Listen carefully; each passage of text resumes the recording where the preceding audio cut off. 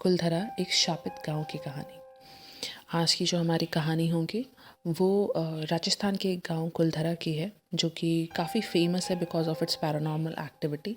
We will look into कि आखिर हुआ क्या था जिस वजह से कुलधरा एंड उसके आसपास के सारे गांव रातों रात खाली हो गए और वो गांव आज तक कम्प्लीटली वीरान पड़ा हुआ है। इसमें फैक्ट्स हैं इस कहानी में, कुछ चीज़ें क्रिएटिव साइड से हैं। So I hope you enjoy it. Rajasthan के थार डेजर्ट के बीच एक गांव था, कुलधरा। ये गांव पलिवल ब्राह्मण्स का घर था जो अपनी प्रॉस्पेरिटी के लिए मशहूर थे। पर 1825 की एक रात कुछ ऐसा हुआ जो इस गांव की तकदीर बदल गया। एक थ्राइविंग कम्युनिटी का नामो निशान मिट गया और कुलधरा एक वीरान और शापित जगह बन के रह गया। कुलधरा एक समय राजस्थान के सबसे अमीर और प्लान्ड गाँव में से एक था।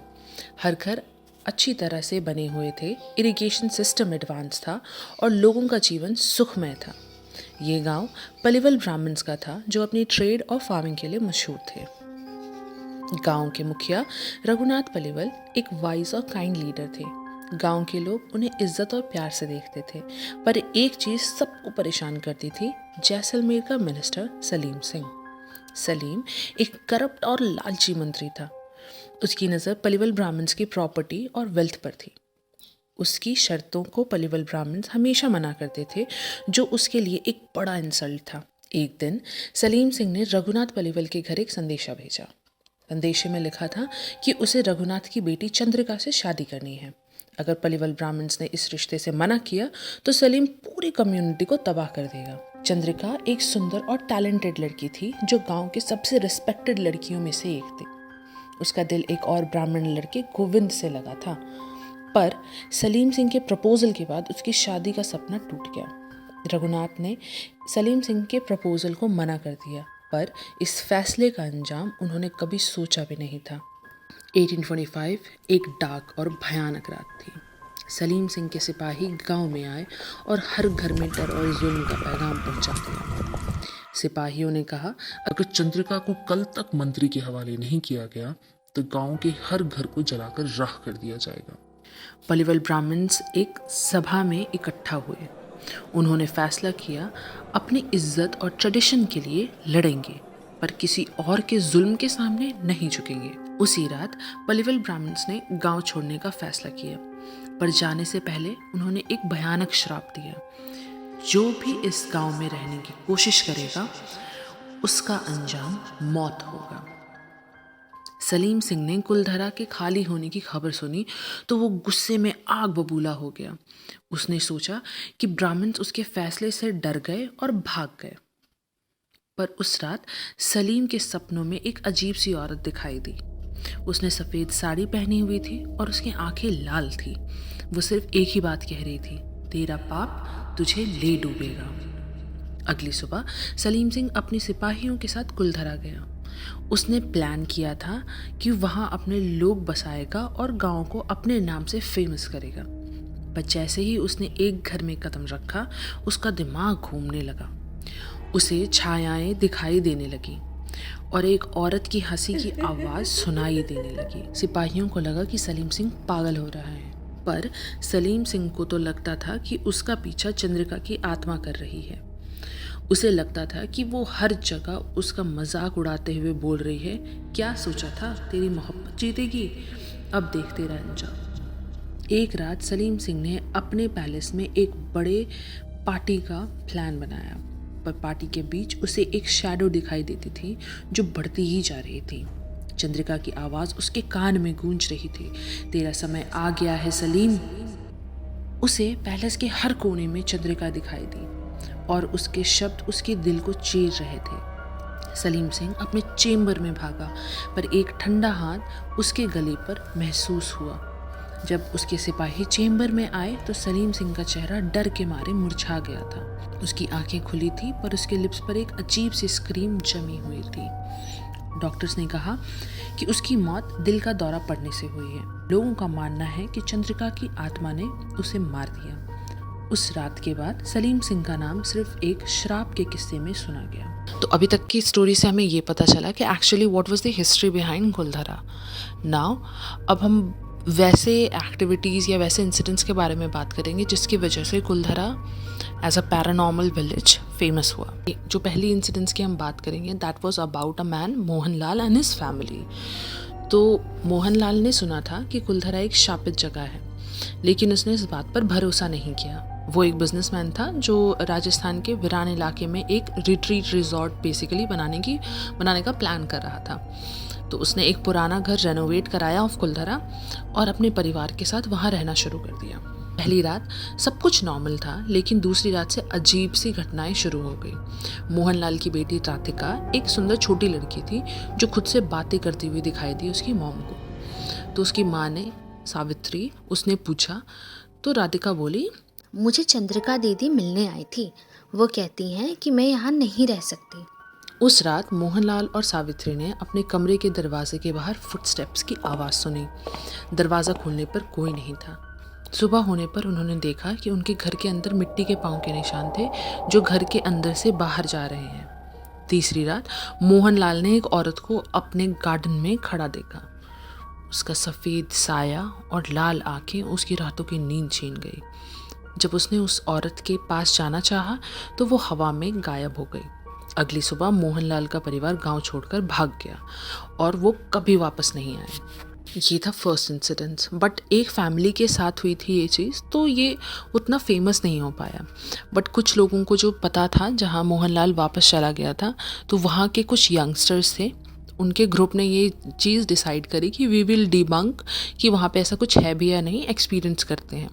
तो इनका ग्रुप जो है, ट्रैवलर्स का ग्रुप, ये जाता है अब वहाँ पे गांव के अंदर। We will now delve into the second incident, जिसकी वजह से धीरे धीरे चीज़ें और फेमस हो गई। 1970s के दौरान कुछ ट्रैवलर्स जो कुलधरा का राज समझना चाहते थे वहाँ कैंपिंग करने गए।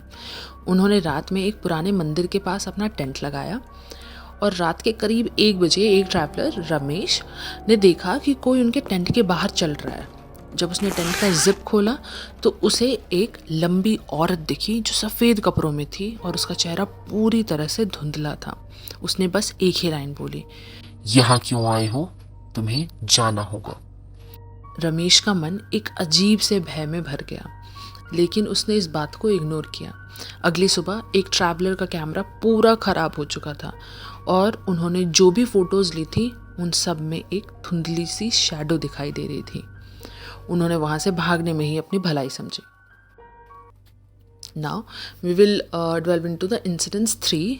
यहाँ पे अब आती है एक पैरानॉर्मल एक्टिविटी की या डॉक्यूमेंट्री जो टीम होती है जो कि डिबंक करना चाहती है इस चीज़ को या फिर इस चीज़ को रिकॉर्ड करना चाहती है, वो आए हैं अब इस कुलधरा विलेज में। एक बार एक डॉक्यूमेंट्री टीम जो पैरानॉर्मल एक्टिविटी को रिकॉर्ड करती थी कुलधरा आई।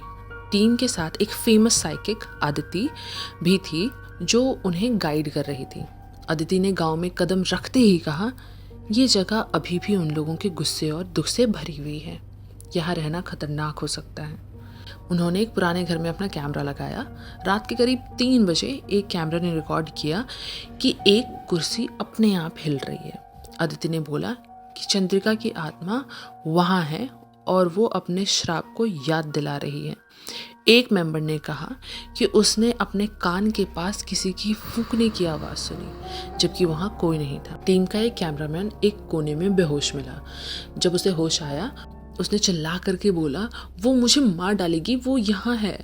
डॉक्यूमेंट्री टीम वहाँ से भाग गई और इस घटना को, ये जो पूरा इंसिडेंस हुआ था उनके साथ, इस चीज़ को अपनी फिल्म में इंक्लूड ही नहीं किया। भी रात के वक्त लोगों ने फुटस्टेप्स और चंद्रिका की हंसी की आवाज़ सुनने की बात कही है। गांव में कुछ मंदिरों और घरों में अजीब रोशनियां दिखाई देती हैं। पैरानॉर्मल एक्सपर्ट्स का कहना है कि इस जगह का श्राप अभी भी जिंदा है। अब हम आते हैं in modern day. So Aryan was an experienced paranormal investigator. उसने कुलधरा के बारे में काफ़ी कुछ सुना था और वहीं की हॉन्टिंग को एक्सप्लोर करना चाहता था। अपने 2 दोस्त रोहन एंड मीरा के साथ आर्यन कुलधरा गया। उन्होंने एक पुराने घर में अपना बेस बनाया और वहाँ अपने डिवाइसेस लगाए। डिवाइसेस में EMF मीटर, इंफ्रारेड कैमरा और वॉइस रिकॉर्डर शामिल थे। पहली रात सब कुछ नॉर्मल था, लेकिन दूसरी रात से चीज़ें अजीब होनी शुरू हो गई। रात के करीब 1 बजे आर्यन ने अपने वॉइस रिकॉर्डर पर विस्पर्स सुनने की कोशिश की। अजीब सी आवाज़ें रिकॉर्ड हो रही थी। जब उन्होंने रिकॉर्डिंग प्ले की तो एक औरत की आवाज़ थी जो कह रही थी, ये मेरी जगह है, चले जाओ। रात के 2 बजे रोहन ने एक शैडो को देखा जो उनके कोर्टयार्ड में आसपास घूम रही थी। उसने बोला, क्या तुम लोगों ने देखा वहाँ एक शैडो थी? आर्यन ने उसे कैप्चर करने की कोशिश की लेकिन कैमरे में कुछ नहीं आया। जब उन्होंने वहाँ अपना EMF मीटर रखा तो उसकी रीडिंग एबनॉर्मल थी, जो एक पैरानॉर्मल प्रेजेंस को दिखाती है।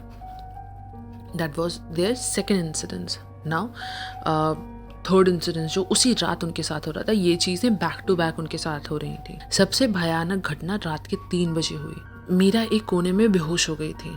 उसके हाथ पर एक जलने का निशान था और जैसे ही उसे होश आया वो चिल्लाई, मुझे यहाँ से ले जाओ, उसने मुझे छेड़ा है, चंद्रिका यही है। आर्यन और रोहन ने उसे संभाला लेकिन तभी एक तेज आवाज़ गूंज उठी। सबने देखा एक सफ़ेद शैडो उनके सामने थी। चंद्रिका की लाल आंखें उन्हें घूर रही थी। उसने बस एक बात कही, तुमने मेरे श्राप को तोड़ने की कोशिश की है, अब तुम यहाँ से जिंदा नहीं जाओगे। आर्यन ने हिम्मत करके कहा, हम सिर्फ सच जानने आए थे। पर चंद्रिका का साया तेज हवा के झोंके में घुल गया। सुबह तक आर्यन की टीम वहां से भाग चुकी थी और उन्होंने कभी कुलधरा का नाम भी नहीं लिया। आज भी कुलधरा एक राज है। चंद्रिका की आत्मा के श्राप की वजह से वहाँ कोई रात में रुकने की हिम्मत नहीं करता। लोग कहते हैं जो भी इस गांव में शांति को तोड़ने की कोशिश करेगा उसका अंजाम मौत होगा। So this was an story about the village Kuldhara of Rajasthan. I hope कि आपको ये स्टोरी पसंद आई होगी एंड आई एम प्लानिंग कि मैं इस टाइप के और स्टोरी टेलिंग वाले वीडियोज़ डालूँ। सो अगर आपको ये चीज़ पसंद है so do let me know in the comment section. And अगर आप किसी टॉपिक पे कोई स्टोरी चाहते हो तो आप वो भी चीज़ कमेंट में लिख सकते हो। I hope you enjoyed this video. So I'll catch you in my next video. Bye bye.